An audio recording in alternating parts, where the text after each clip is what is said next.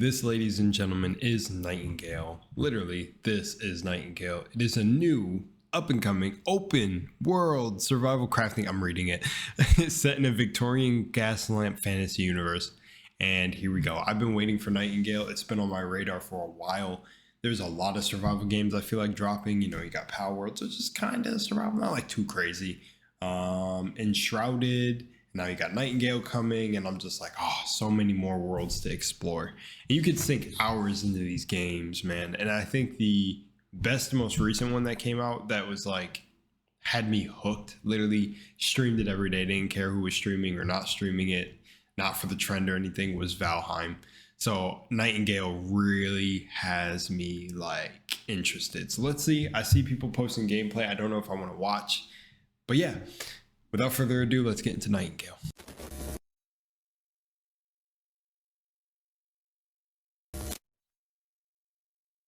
Let's do this. Welcome to Nightingale, an open-world survival crafting game set in the magical Fey realms. Fey realms. After Earth is struck by catastrophic events, you find yourself lost in a world of enchantment and wonder, armed only with your wits. Your goal is to become a skilled realm walker, and through determination and tenacity, forge a life across the arcane and deadly realms. I like the narrator. Starting with character creation, you'll be able to customize your realm walker to your liking, while also choosing the difficulty of your early gameplay experience. Okay, they have cute character design. Doesn't look way too bad. Looks pretty good. It looks all right. As long as it gives you like just enough variety, that's okay for me. Not every game has to go insane on character customization, but it's definitely good when they do. Also choose. I want to see the hairstyles. See, that's what they're not showing. They're leaving that up for you to find out. The difficulty. The hairstyles definitely, I feel, for me, make or break the face in the game. Of your early gameplay experience. They seem so long. You made it. I bid you welcome to the Feywilds. Stepping into the realms. So it's the Feywilds, yeah. It's like I was saying this in I think I think I talked about the folklore in the other videos. Like I was like where they're taking inspiration from. Someone let me know down in the comments on that video. So let me know down in the comments what the Feywilds and stuff are. Is it like Irish folklore and that type of fantasy over there?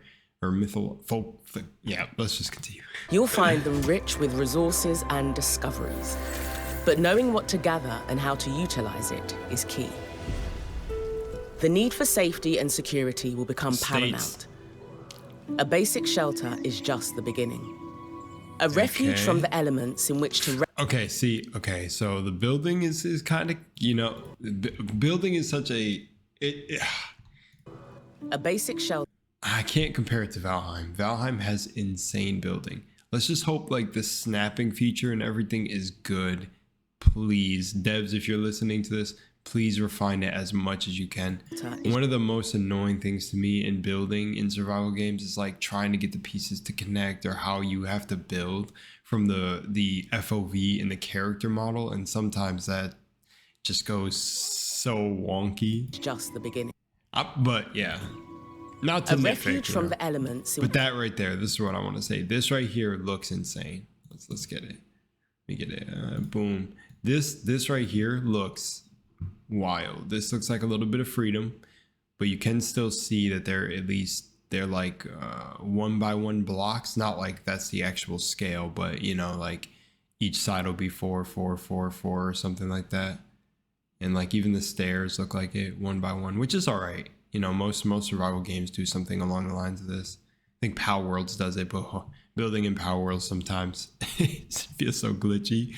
Or it doesn't feel glitchy. It feels weird to get things to snap. That's the whole thing, getting things to snap. So if it feels good in this game, I'll have no complaints. Refuge. I don't have any complaints anyways. It's a miracle any game works, right? The elements in which to rest, cook, and find moments of peace from the dangers of the Feywilds. Look at the designs. While your first buildings will be driven. Oh, look at the little like effigy, the tall ass effigy. While your first buildings will be driven. Look at the buildings. By safety and utility. Over time, you'll build and expand cozy estates, gardens, and fortresses. they're making it look good. You can tell it's really sharp angles and stuff. I love the building in survival games, so I'm just hoping you can really build some crazy stuff. It looks like you can build some intense stuff. Choose from several structural designs, including Tudor, pagoda, stave, and more. Design your space to reflect your journey, from a rugged outpost to an industrious workshop to a luxurious manor. As you progress, they're showing massive buildings, bro. How big is this gonna be? Your strategies and designs will transform your humble abode into a place of respite and a work. Also, one thing I want to say, the narrator is cooking. I'm going to let her do the talking, but this right here is always what I wanted inside of a base, to have this little water section. Ah, dude. As you progress, your strategies and designs will transform your humble abode into a place of respite and a workshop that will... Don't think I missed a little doggy right there. The little doggo, the little dachshund, the little, is it like going to be like a fantasy doggo? To a place of respite and a workshop that will become the heart of your journey. Crafting in Nightingale goes beyond basic survival gear, enabling you to create specialized items and equipment tailored to your playstyle and activities. The parametric crafting system means that the choice of materials is crucial. Rarer resources not only enhance the overall gear score, but each material... Got all the ingots in where you would put your underwear and shit. That's funny. Itself also imparts specific stats that are tailored to your needs. For example, utilizing harpy meat, leather, and bones in your food, gear, and weapons bestows extra speed and stealth bonuses. This is beneficial for those who specialize in stealth attacks or need an agility boost while navigating the realms. Ooh, whatever that dodge is that the character's doing looks awesome. On crafting each piece of gear or weapon, you have several options to add enchantments, infusions, and charms. Enchantments can imbue your weapons with extraordinary spellcasting powers, such as the ability to execute area of effect attacks with ground slams, or even regrow forests. Charms and infusions, meanwhile, offer more passive benefits. When sewn into your gear, they enhance various aspects of your abilities, like boosting your efficiency in harvesting. As your gear score increases, you gain the capacity to face deadlier adversaries, unlocking access to even rarer rewards and resources. Adaptability is key in Nightingale's combat. Quickly switching gear lets you effectively respond to diverse scenarios. Glide into a danger zone with your umbrella, then seamlessly transition to a two-handed weapon for powerful strikes. Block and shove to create opportunities for counterattacks. The combat doesn't seem weighted, which is all right. Like the animations don't seem like they hit hard, but it's more like, it reminds me of like a softer Elder Scrolls Online, which that's okay anyways too, because with the this is going to be multiplayer, right? Like I think in the early trailers they showed like a lot of people running together, so like, you know, it makes sense and everything. Distance is needed.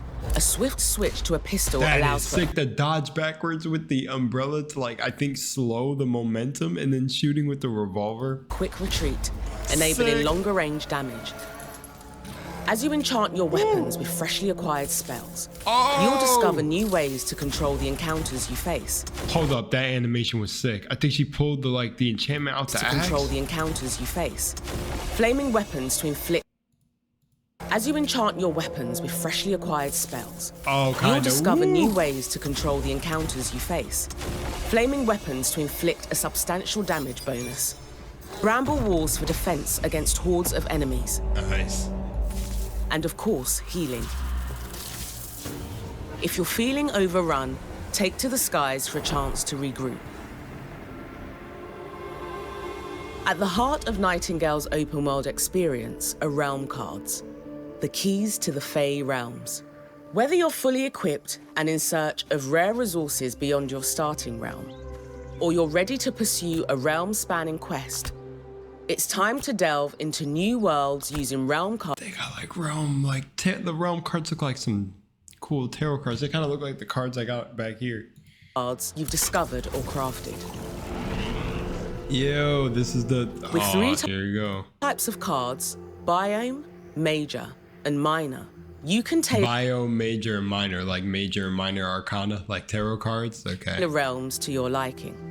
Biome cards, such as forest, desert, and swamp, set your realm's environment. Paired with one of the major cards, such as herbarium, gloom, or hunt, to define the realm's theme, creatures, encounters, and merchants. Minor cards provide additional customization, enabling you to influence various aspects of the game. These include enhancing player stats, such as increasing strength and carrying capacity, improving item rewards like the loot found in chests, I like that. altering weather and skies, boosting resource yields and garden growth speeds, and even manipulating gravity. Use them at realmic transmuters to magically alter the realm you are in. Oh, that's... The combination of all three together creates endless variations. As an example, Yeah. the Hunt Swamp card combination offers a greater challenge as creatures become more aggressive and territorial. This is also one of the few places where you will encounter the formidable Humberbar.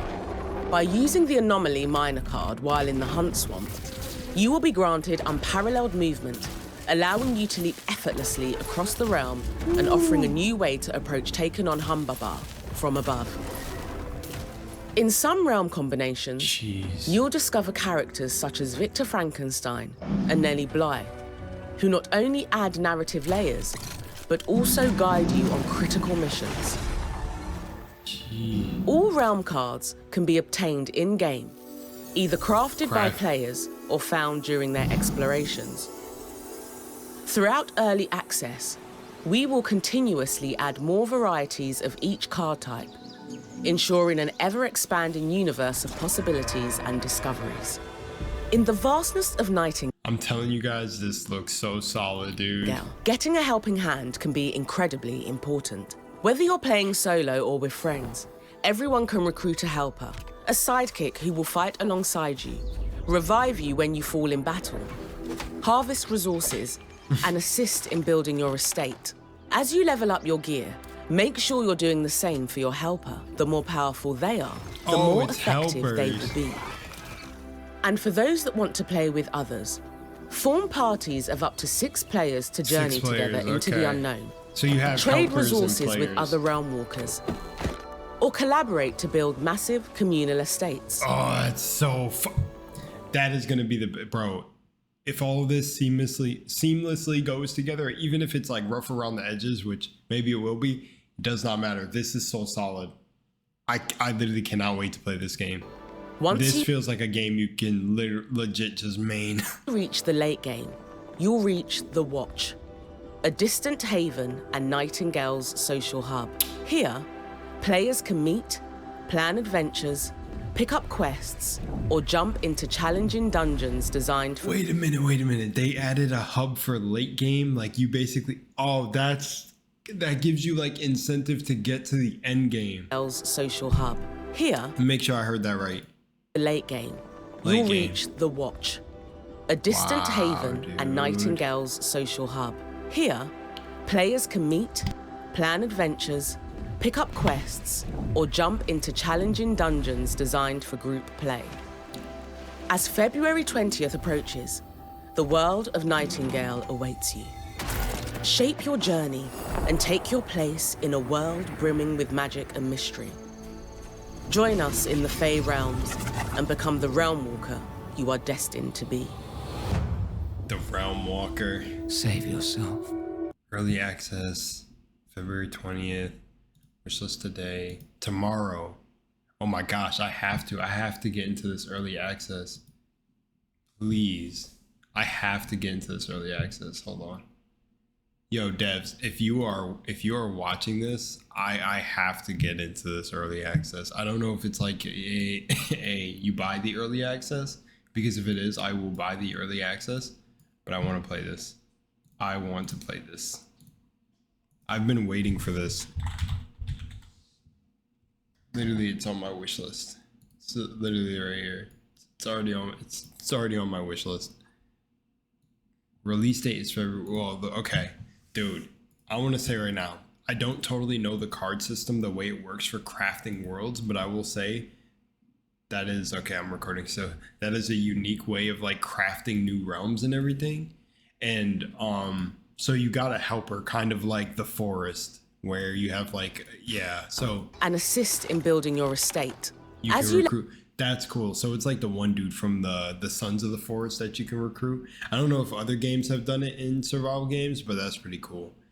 The whole communal thing, and then the late game having like the hub world, that like really does give you something to work towards, where you want to see everybody else and actually progress through the game. So, and I feel like that's at least to me, that's a good, you know, motive. Like that's a good motivating factor to want to get to the end game. I think that's a pretty good design choice, you know, because I feel like in a lot of MMOs anyways, that's kind of the goal, is to get to the end.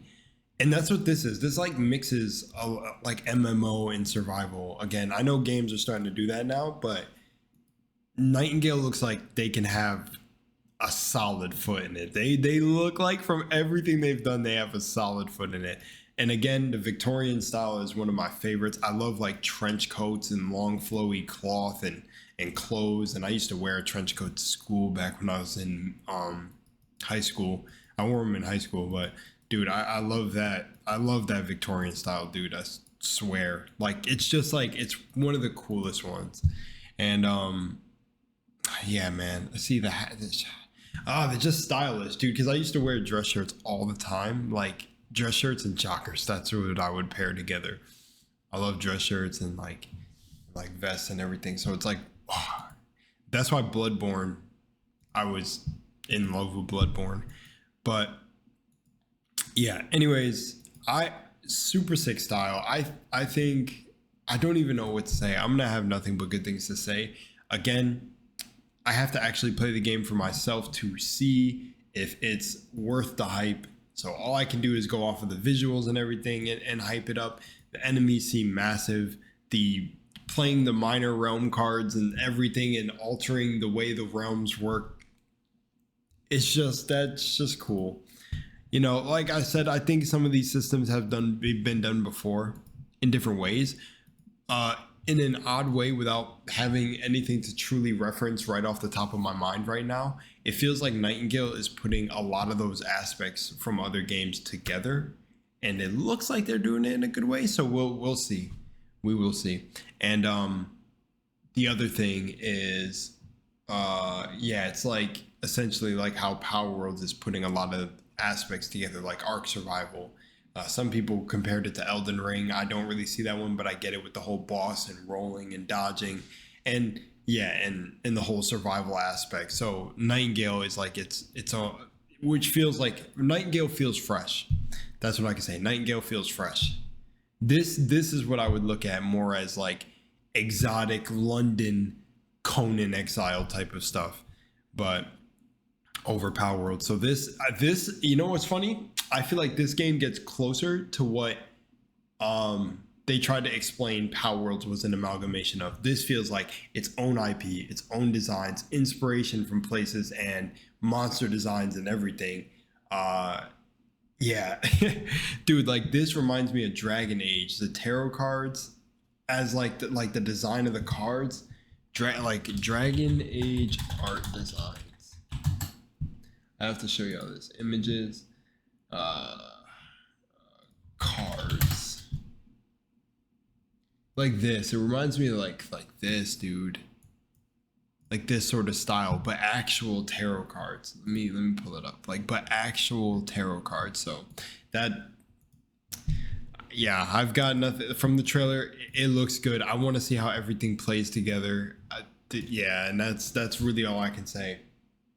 A PvP ring and stuff, and end game stuff. In a world, it's just, you know, I think what it is for me is it's aspects you're going to be familiar with, of course, along the survival game genre and MMO genre, right? But it feels so fresh. It feels like it's really trying to be its own thing. And at least I think from the devs, you can really say that about anything but me. When I say that, I really, really mean it. It feels like something fresh. I don't think there's many games that try to do a take on like Feywilds or like that side of like folklore, like Blacktail is a sick world that being a survival game would be cool. And this like crosses Blacktail with Victorian stuff. I hope that's the best way I could put it for y'all to, you know what I'm saying? I want to play this, dude. There's too many survival games that I'll play, but this I need to play. I think I got to take a break on everything else and play this. Anyways, much love, Moonlight. I'll see you on the next one. Peace out.